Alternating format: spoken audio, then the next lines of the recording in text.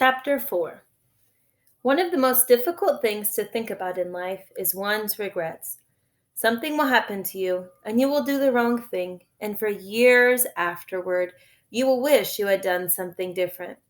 For instance, sometimes when I'm walking along the seashore or visiting the grave of a friend, I will remember a day, a long time ago, when I didn't bring a flashlight with me to a place where I should have brought a flashlight, and the results were disastrous.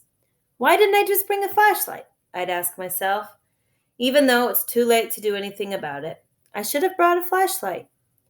For years after this moment in the lives of the Baudelaire orphans, Klaus thought of the time when he and his siblings realized that Stefano was actually Count Olaf and was filled with regret that he didn't call out to the driver of the taxicab who was beginning to drive back down the driveway, "Stop!"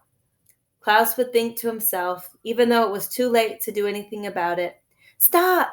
Take this man away!" Of course, it is perfectly understandable that Klaus and his sisters were too surprised to act so quickly.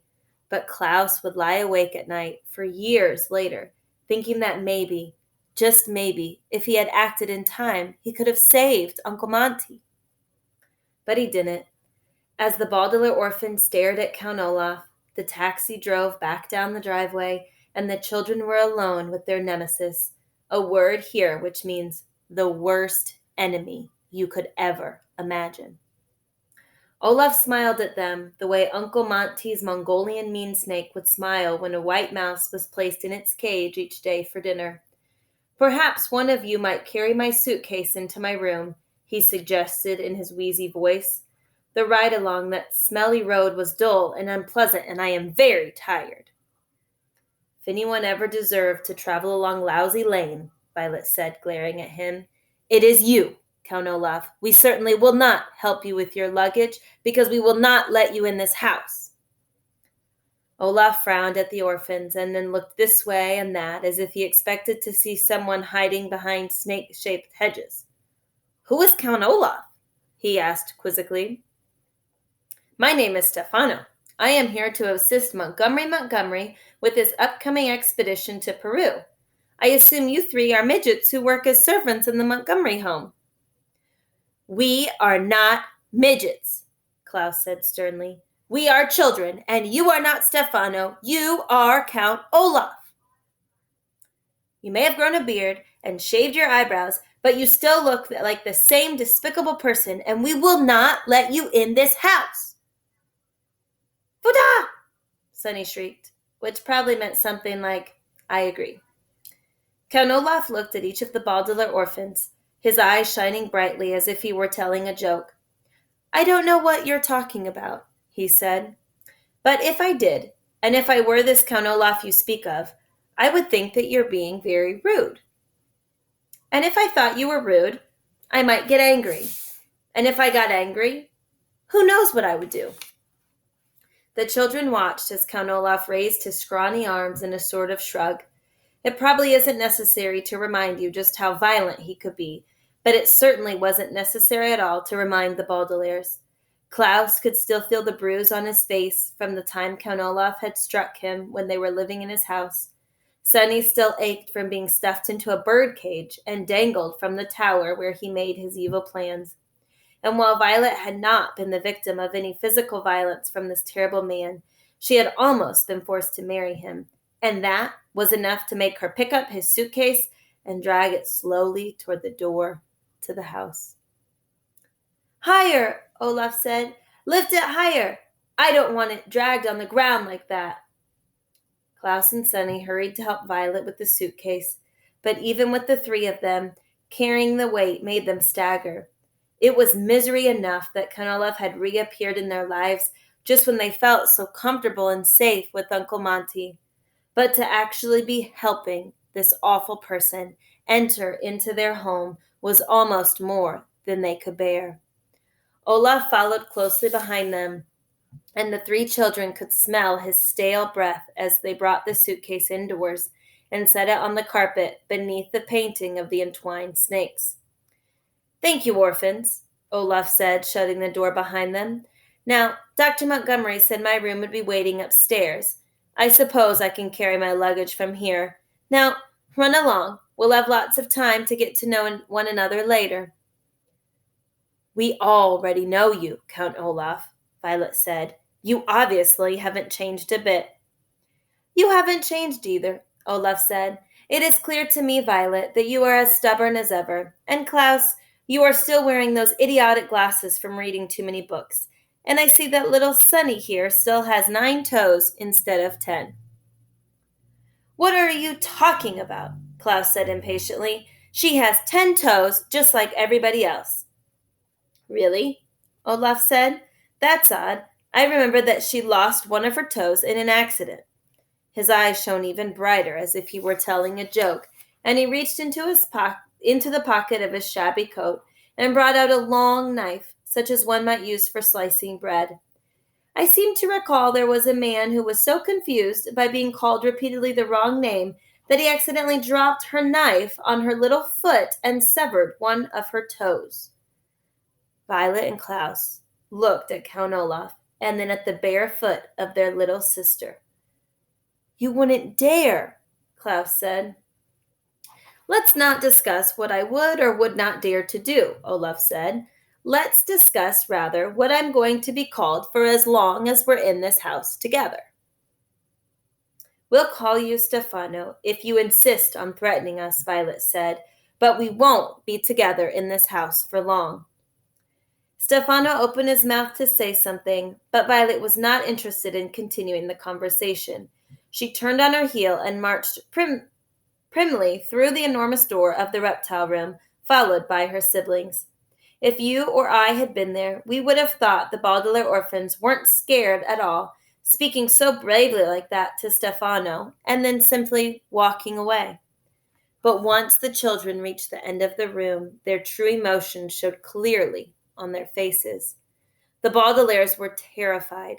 Violet put her hands over her face and leaned against one of the reptile cages.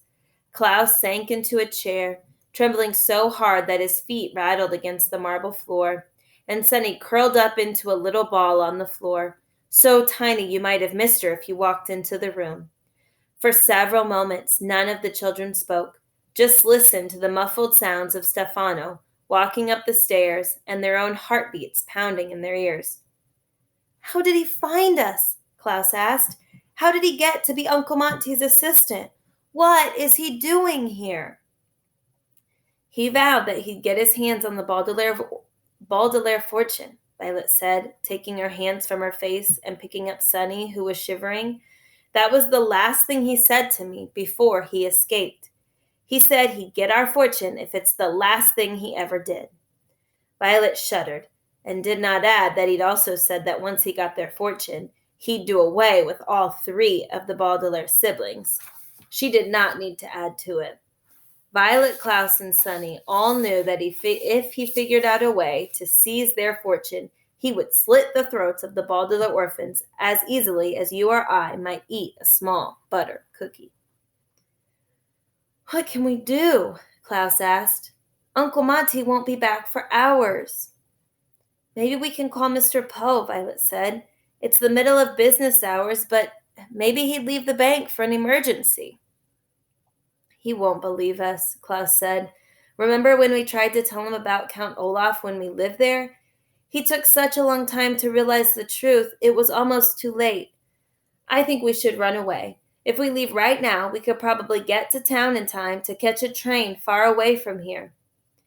Violet pictured the 3 of them, all alone, walking along Lousy Lane beneath the sour apple trees, with the bitter smell of horseradish encircling them. "Where would we go?" she asked. "Anywhere," Klaus said. "Anywhere but here. We could go as far away from Count Olaf so he couldn't find us, and change our names so no one would know who we were." "We haven't any money," Violet pointed out. "How could we live by ourselves?" "We could get jobs," Klaus replied. "I could work in a library, maybe, and you could work in some sort of mechanical factory. Sunny probably couldn't get a job at her age, but in a few years she could." The 3 orphans were quiet. They tried to picture finding jobs and taking care of each other. It was a very lonely prospect. The Baudelaire children sat in silence for a while, and they were each thinking the same thing. They wished their parents had never been killed in a fire, and that their lives had never been turned topsy-turvy the way they had. If only the Baudelaire orphans' parents were still alive, and they had never heard of Count Olaf, let alone have him settling into their home and undoubtedly making evil plans. "We can't leave," Violet said suddenly. "Count Olaf found us once, and I'm sure he'd find us again, no matter how far we went. Plus, who knows where Count Olaf's assistants are? Perhaps they've surrounded the house right now, keeping watch in case we're on to him." Klaus shivered. He hadn't been thinking of Olaf's assistants.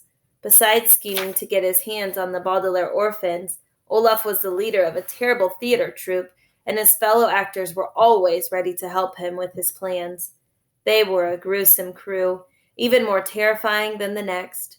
There was a bald man with a long nose who always wore a black robe. There were two women who always had ghostly white powder on their faces. There was a person so large and blank-looking that you couldn't tell if it was a man or a woman, and there was a skinny man with two hooks where his hands should have been. Violet was right. Any of these people could be lurking outside Uncle Monty's house, waiting to catch them if they tried to escape. "I think we should just wait for Uncle Monty to come back and tell him what has happened," Violet said. "He'll believe us. If we tell him about the tattoo, at least he'll ask Stefano for an example." Violet's tone of Stefano when she said Stefano indicated her utter scorn for Olaf's disguise. "Are you sure?" Klaus said. "After all, Uncle Monty is the one who hired Stefano." Klaus's tone of voice when he said Stefano indicated that he shared his sister's feelings. "For all we know, Uncle Monty and Stefano have planned something together." "Minda!" Sunny shrieked, which probably meant something like, "Don't be ridiculous, Klaus." Violet shook her head. "Sunny's right. I can't believe that Uncle Monty would be in cahoots with Olaf. He's been so kind and generous to us. And besides, if they were working together, Olaf wouldn't insist on using a different name." "That's true," Klaus said thoughtfully. "So we wait for Uncle Monty." "We wait," Violet agreed. "Tuju!" Sunny said, and the siblings looked at one another glumly. Waiting is one of life's hardships. It's hard enough to wait for chocolate cream pie while burnt roast beef is still on your plate. It is plenty difficult to wait for Halloween when the tedious month of September is still ahead of you. But to wait for one's adopted uncle to come home while a greedy and violent man is upstairs was one of the worst waits the Baudelaires had ever experienced. To get their minds off it, they tried to continue with their work, but the children were too anxious to get anything done. Violet tried to fix a hinged door on one of the traps, but all she could concentrate on was the knot of worry in her stomach. Klaus tried to read about protecting oneself from thorny Peruvian plants, but thoughts of Stefano kept clouding his brain. And Sunny tried to bite rope, but she had a cold chill of fear running through her teeth, and she soon gave up. She didn't even feel like playing with the incredibly deadly viper, so the Baudelaire spent the rest of the afternoon sitting silently in the reptile room, looking out the window for Uncle Monty's Jeep and listening to the occasional noise from upstairs. They didn't even want to think about Stefano and what he was unpacking. Finally, as the snake-shaped hedges began to cast long, skinny shadows in the setting sun, the three children heard an approaching engine, and the Jeep pulled up. A large canoe was strapped to the roof of the Jeep, and the back seat was piled with Monty's purchases. Uncle Monty got out, struggling under the weight of several shopping bags, and saw the children through the glass walls of the reptile room. He smiled at them. They smiled back, and in that instant when they smiled, they created another moment of regret for them. Had they not paused to smile at Monty, but instead gone dashing out to the car, they may have had a brief moment alone with him. But by the time they reached the entry wall, he was already talking to Stefano. I didn't know what kind of toothbrush you preferred, Uncle Monty was saying apologetically, so I got you one with extra fine bristles because that's the kind I like. Peruvian food tends to be sticky, so you need to have at least one toothbrush wherever you go there. Extra firm bristles are fine with me, Stefano said, speaking to Uncle Monty, but looking at the orphans with his shiny, shiny eyes. Shall I carry in the canoe? Yes, but my goodness, you can't carry it all by yourself, Uncle Monty said. Klaus, please help Stefano. Uncle Monty, Violet said, we have something very important to tell you. I'm all ears, Uncle Monty said. But first, let me show you the wasp repellent I picked up. I'm so glad Klaus read up on the insect situation in Peru, because the other repellents I have would have been no use at all. Uncle Monty rooted through one of the bags on his arm as the children waited impatiently for him to finish. This one contains a chemical called... Uncle Monty, Klaus said, what we have to tell you, it really can't wait.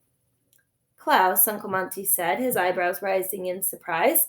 It's not polite to interrupt when your uncle is talking. Now, please help Stefano with the canoe, and we'll talk about anything you would like to talk about in just a few moments. Klaus sighed, but followed Stefano out to open the door. Violet watched them walking toward the jeep as Uncle Monty put down the shopping bags and he faced her. I can't remember what he was saying about the repellent, he said a little crossly. I hate losing my train of thought. What we have to tell you, Violet began, but she stopped as something caught her eye. Monty was facing away from the door, so he couldn't see what Stefano was doing. But Violet saw Stefano stop at the snake-shaped hedges, reach into his coat pocket, and take out the long knife. Its blade caught the light of the setting sun, and it glowed brightly like a lighthouse. As you probably know, lighthouses serve as a warning signal, telling ships where the shore is so they don't run into it. The shining knife was a warning, too. Klaus looked at the knife, and then at Stefano, and then at Violet. Violet looked at Klaus, and then at Stefano, and then at Monty. Sonny looked at everyone. Only Monty didn't notice what was going on. So insistent was he on remembering whatever he was babbling about before with the wasp repellent. What we have to tell you, Violet began, but she couldn't continue. Stefano didn't say a word. He didn't have to. Violet knew that if she breathed one word about his true identity, Stefano would hurt her brother right there in the snake-shaped hedges. Without saying a word, the nemesis of the Baudelaire orphans had sent a very clear warning.